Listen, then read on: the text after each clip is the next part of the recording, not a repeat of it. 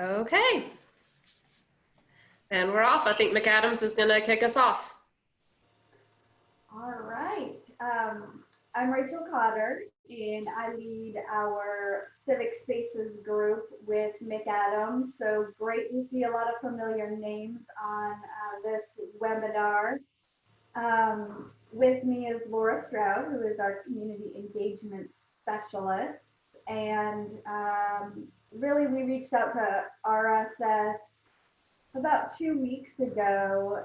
We have so many community engagement meetings set up. Most, if not all, of our projects are using some form of public engagement plan, many with in-person meetings, which is particularly challenging right now. So we've had to quickly adapt most of our strategies for online or other forms of community engagement. Some of those are going back quite a few years and doing things snail mail and the old way. But today we just wanted to get the group together to present some of the strategies that us and Greensboro Parks have been using, but also hear from the larger group on what works, what isn't working, have a dialogue about what your primary concerns, questions, and biggest challenges are going to be during the stay-at-home orders. So the objectives of today's presentation and discussion are to learn strategies for revising and setting goals for public engagement outcomes, understanding digital meeting tools and tools to gather public input, and learn how to categorize comments and make the data meaningful.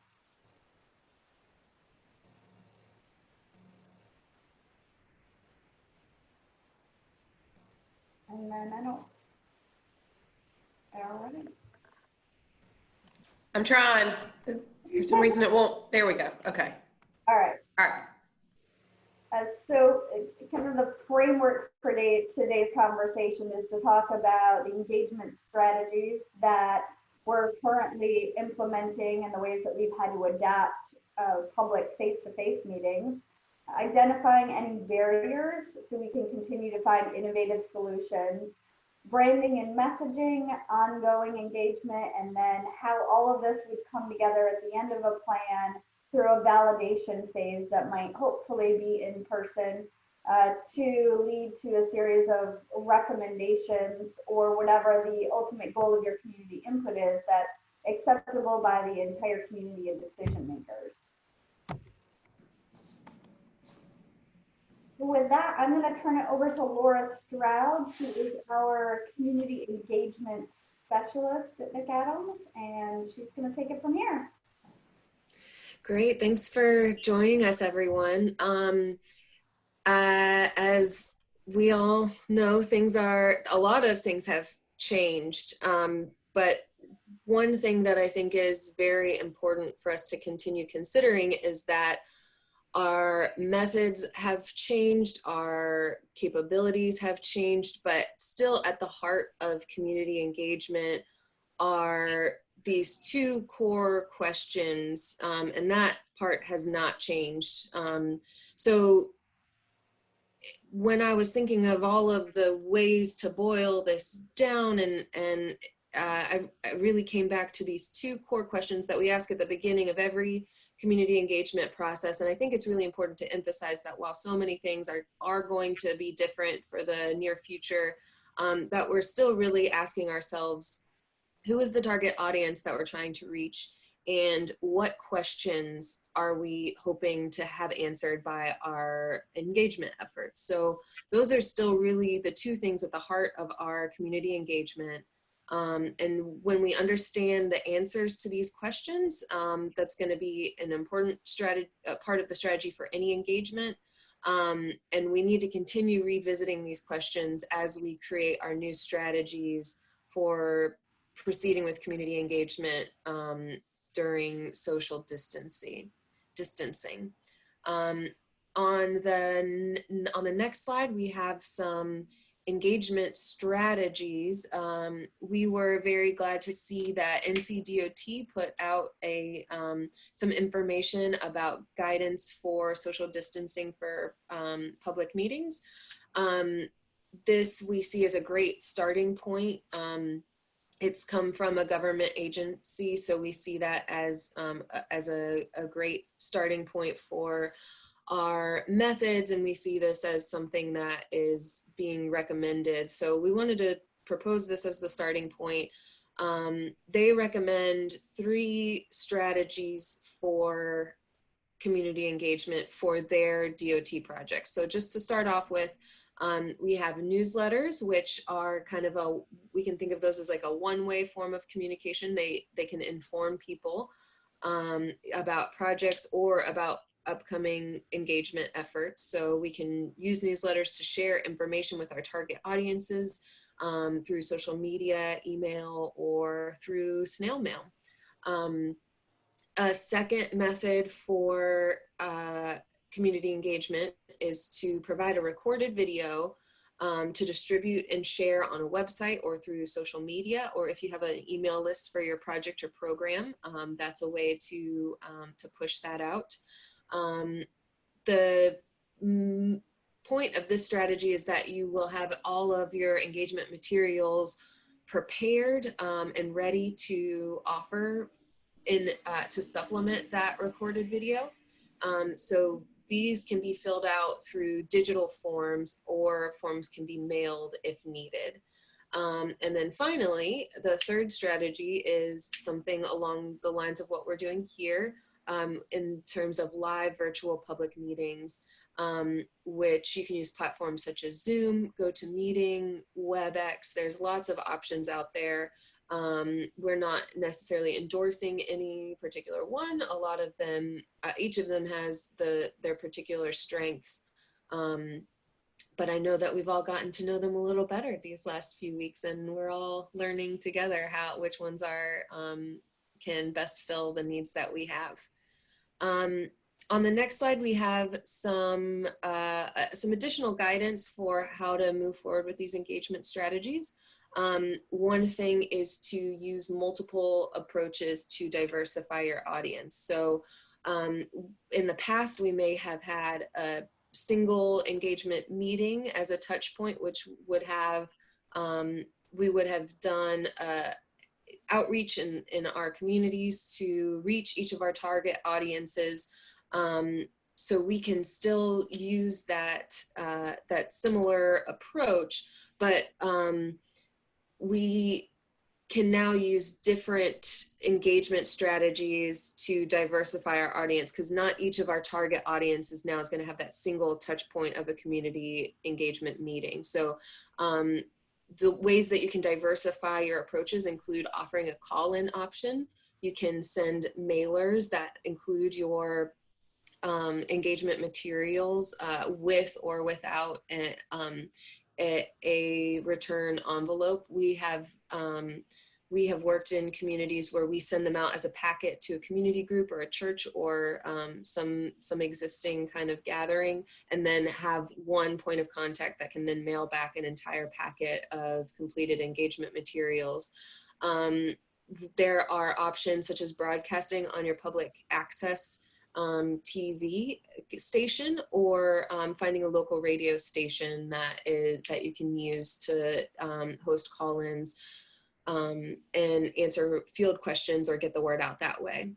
Something that's very important is to, when you're engaging digitally, make sure that you're capturing the data that you need in a meeting, in a in-person meeting. You're going to have your sign-in sheet, you're going to have your engagement methods, and you have all of the opportunity you need right in that single session to capture all of the data that you are then going to need at the end of that. And so we need to make sure that we build in those opportunities for data capture through our online engagement offers. So for this session, RRS used pre-registration. So that's going to be one to make sure you're capturing all of the people who are attending your online meetings. However, Sometimes pre-registration can be a barrier to accessing online meetings. People might feel that if they haven't registered, they shouldn't participate in the meeting. So one strategy that we have used and that I would recommend is having a simple Google form or SurveyMonkey or whichever platform you prefer to use, a free survey, and create a little sign-in that you can then send in a link. For example, we would use our chat function here to send out that link and ask all of your participants to fill that out to make sure that you're capturing their name, email, resident status, all of the things that you would otherwise capture during your engagement meeting. If you're looking to have them fill out actual questions, then the benefit of this is these results are returned in real time, and then you can share them throughout the meeting as well if there are particular questions that you want to have answered and create discussion around. And then finally, an engagement strategy is to expand the time for engagement to accommodate needs. Even though lots of people are, there's been the joke that all of our calendars have been cleared. We know that that is not the case. People are still, have just as many obligations as they had previously, plus some additional ones. So we need to be as flexible as we're asking our constituents to be as well. So we're recommending offering multiple touch points for people to engage with a particular form of, whichever form of community engagement you're working on. So for example, you can hold your in-person meeting, but ensure that there's a way for people to engage online outside of just holding that particular meeting. Instead of, if you if you had planned to schedule, for example, a 2 or 3 hour public engagement meeting, could you break that time up into smaller sessions that you hold periodically over a period of time to offer people more engagement efforts? Again, we'll recommend to encourage participants to fill out engagement meeting materials during the meeting, but also leave them open for continued response and use your engagement advertising methods to show that there is engagement opportunity outside of just any teleconference moments in the engagement session. We're going to have time for discussion and questions about those recommendations later, recommendations and strategies. And I'm going to hand it back off to Rachel, who's going to talk to us about identifying barriers. All right, so one of the things that we realized very quickly is that we don't have all the answers. This is new to all of us. And so identifying any barriers early in the process, that's part of this conversation today, is what you all see as barriers, but that's going to help us tailor and refine and modify our process to help overcome those barriers.